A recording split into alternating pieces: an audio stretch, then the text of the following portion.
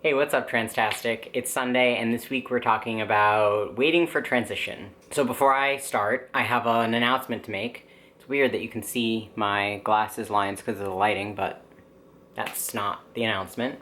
If you guys don't follow me on social media or anything, I am speaking at a panel at VidCon on the Less Than Famous panel. There were over 600 entries, and my video got chosen. So if you haven't seen that audition video, go click here. It was so fun to make, and I'm so beyond grateful that I got chosen. So I'll keep you guys updated on that, but you all should try to come to VidCon if you can and see me, and yeah, it's gonna be a blast. But if you would like to donate to funds to get me there, I'll also leave a link in the description below to my GoFundMe page. No pressure. If you don't want to donate, you don't have to, obviously. It's a free country, so you do you. Okay, so waiting for transition. This topic is awesome, actually, because I feel like this is one of the most overlooked pieces of transition by cis people. When I meet people and they don't know I'm trans and whatever, we have a friendship or whatever is happening, and then they find out that I'm trans, this is never, ever, ever something that I'm asked. I don't think a lot of cis people really realize what goes into, who don't work in the medical field or anything, really realize what goes into transition. I think that sometimes they just think, oh, you went right on hormones, or they think that the outdated practice of living in the opposite gender is still a thing, and in some places, medically that's your only choice, but in a lot of places in the US, that's not really the case anymore. So this is kind of interesting, and if I have any viewers who are cis, I'm really happy to talk about this, because I think this is something that's largely overlooked but needs to be talked about. So for me, waiting for transition was by far the most frustrating part.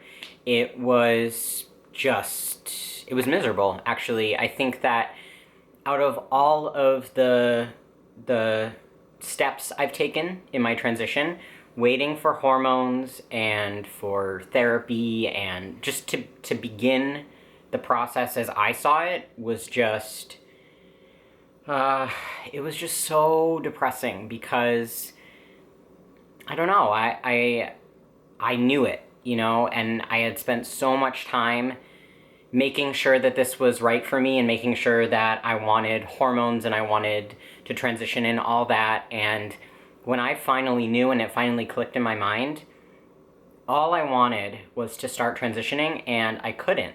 And it was out of my hands, and it was in the hands of doctors and therapists, and there was nothing I could do about it. And that was really, really frustrating. If you want your transition to consist of hormones and surgery and things like that, then there's a bit of a waiting period. If you don't, and you just want to go by a certain pronoun or a certain name or whatever, that's pretty much in your hands. But if you want something else, then there are a couple workarounds that I used to get my transition going faster, I guess, than if I had just waited. So first workaround was getting hormones from a clinic. The clinic that I went to was in Western Mass, and I had gone through gender therapy, and I was trying to do it right. I was trying to get my T letter and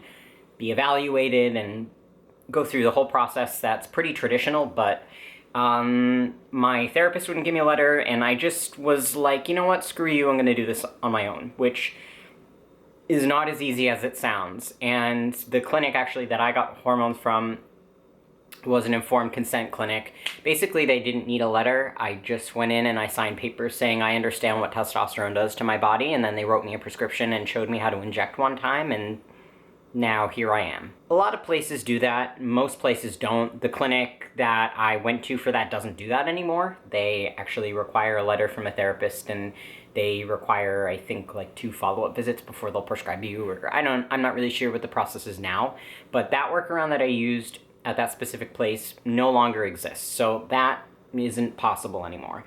But if you can find a clinic that will do informed consent and you're over 18, then that is something that you should look into, because it's a much quicker route to get on hormones.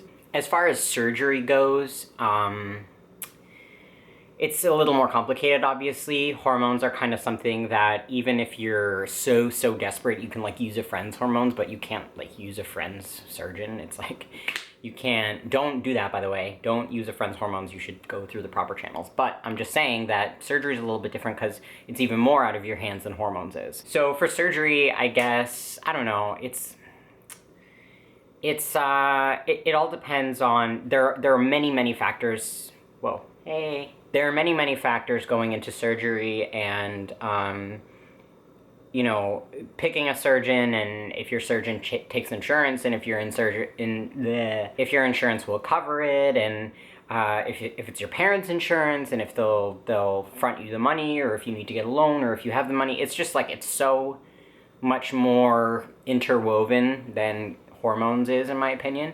And if surgery isn't something that you want, then that's good for you. But if it is, then it can be a little bit harder to wait. That is something that really needs to be gone through the proper channels. But still, health insurance companies see it as cosmetic or voluntary or whatever. It's not medically necessary, which for me it was. For a lot of trans people it is. For most trans people, it probably is. If they want surgery, they consider it medically necessary. So that's a little bit outdated, but, you know, small steps working toward the bigger goal of getting trans people seen by insurance companies, etc.